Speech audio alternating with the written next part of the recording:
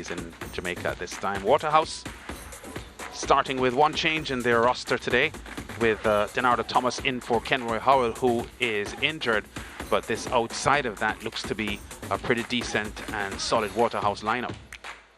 Yeah, 100%. We also see the introduction of Rohan Beadle as well. Ricardo Thomas is back within the Waterhouse team. We know that he was injured for quite some time, not really match fit, but they'll be looking to really make some noise in this one. Yeah, Arnett Gardens coming out with the same starting 11 that they used when they defeated Portmore by 3-1, and not surprising that they have done that here. And Shaquan Davis in goal for them, Simpson, Ezran and Earl, Robert Slowly, Martin Sikri, Guthrie their captain, Damari Deacon, Ronaldo Cephas and Janoy Cunningham. Yeah, we also see Steve Clark, he's on the bench. Shadeen Lopez, the man that scored in that 3-1 win against Portmore United, he's on the bench. Are firmly on top. Pretty competitive fixture here. Arnett Gardens looking for their first win over Waterhouse in about 4 seasons. Had an opportunity here, but the ball doesn't fall well for Cunningham.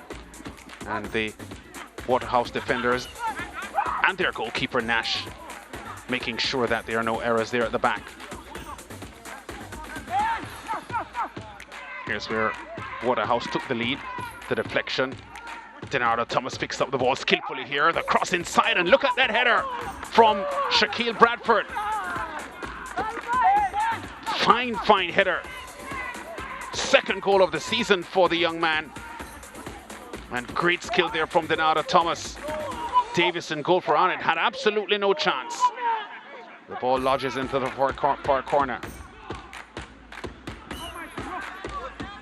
Arnett trying to rebound.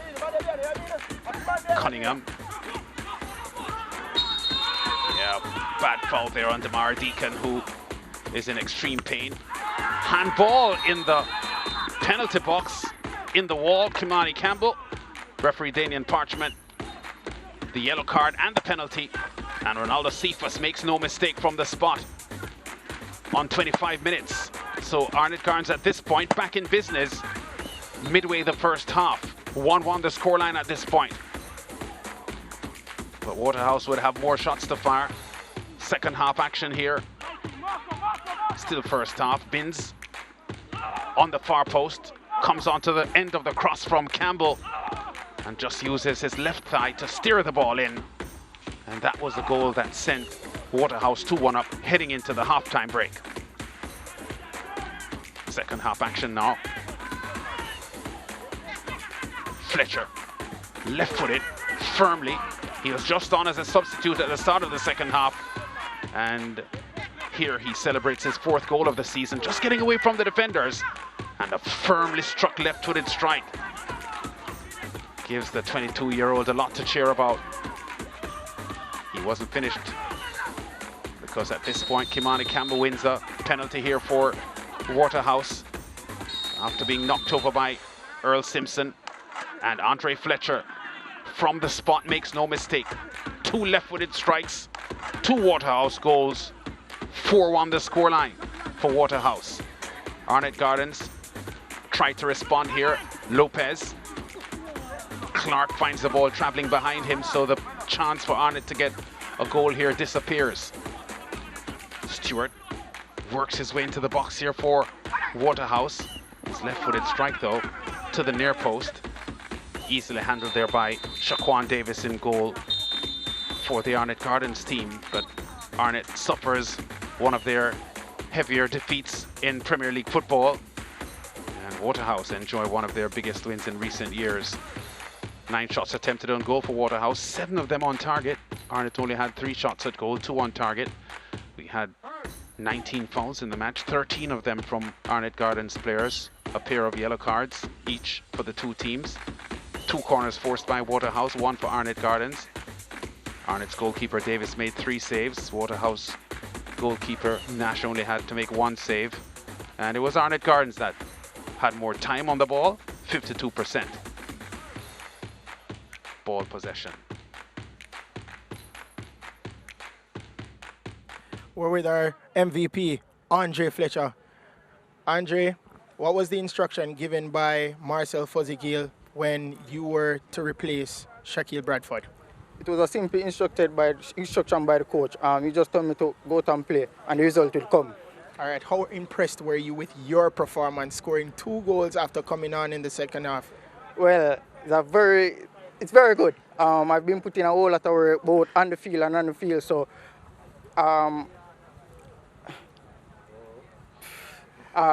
game like this today was expected from me. All right. How impressed were you with your team's performance today? Well, I'm really impressed with my team performance. We shift well, we passed the ball well, and the result was, it came out the way we wanted today. Are you disappointed with not getting the hat-trick? I'm a bit disappointed because I really want the hat-trick. All right, very good performance today. All right, thank you very much. Head coach of Arnett Gardens, Alex Thomas. Coach Thomas, a very bad performance today. What went wrong? Very bad performance. Tough one, tough loss. Went down 1-0, come back in the game, we get the equalizer. Second half, we just came out flat. It seems that there was a disconnection between the midfield and the forward line, especially in the second half. What contributed to that? We weren't getting the combination play between midfield line and the strikers, and that went downhill for us, and we have to just keep working, and build on this performance, this bad performance. What will be the objective for the last 2 games of the season for your team? Objective for the last 2 games is 3 points, and to see where it takes us. All right. Good luck for the next 2 games of the season. Thank you very much. The assistant coach for the winning team, Waterhouse, Damian Gordon. Coach Gordon, everything seemed to go well for you guys in the first half and the second. Scored 2 goals in the first, 2 goals in the second. What led to the changes in the starting 11? Because Shaquille Bradford came on, Rohan Beadle started as well. Are you pleased with the fact that one of your substitutes scored and was impactful today? Yeah, I'm pleased with the overall performance of the unit. It's a collective teamwork today. We are very pleased in terms of the substitution. It has been working for us pretty well. But we talk about our possessional play today, and we did make use of it. We did make a lot of offensive passes, and we got some goals from that. So overall, also I must commend Arnett Gardens, very good team, talented team, but today was just not their day. MVP of this match, Andre Fletcher. How impressed were you with his performance? Impressive, impressive. But I still need him to do a little bit more work in terms of off the ball. How we defend in terms of the top 2 strikers, they need to do a little bit more defensive work. But today I must commend them. Awesome in terms of the goals, in terms of their contribution. You've overtaken Portmore United, having a greater goal difference on 13 points. What is the confidence of the team heading into the final 2 games of the season and possibly grabbing one of those automatic qualifying spots? I mean, the confidence is there, but we have to take it a game at a time. We just have to focus on our next opponent and we move forward from there. All the best for the remaining games of the season. Thank you very much. Damian Gordon there, the assistant coach of the Waterhouse team, and the Waterhouse 4-1 victory completing match day 9, which we saw start off the final day of competition today with Tivoli defeating Fair by 1-0. Friday's matches, Mount Pleasant 3-2 over Cavalier, Dunbeholden 2-1 over Humberland, and Harbourview winning by 1-0 over Malines.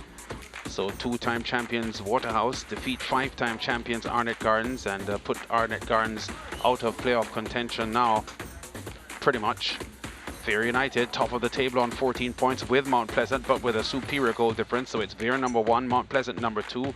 Waterhouse have now stormed into the number 3 spot, albeit with the same number of points as Portmore United, Tivoli and Dunbeholden, but their goal difference is superior to the other 3 teams, and they occupy the number 3 spot over Portmore, Tivoli Gardens and Dunbeholden.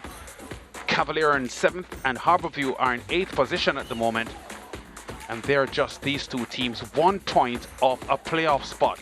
So you can see there that there is still a lot that can happen in the coming 3 rounds as the finals are being decided.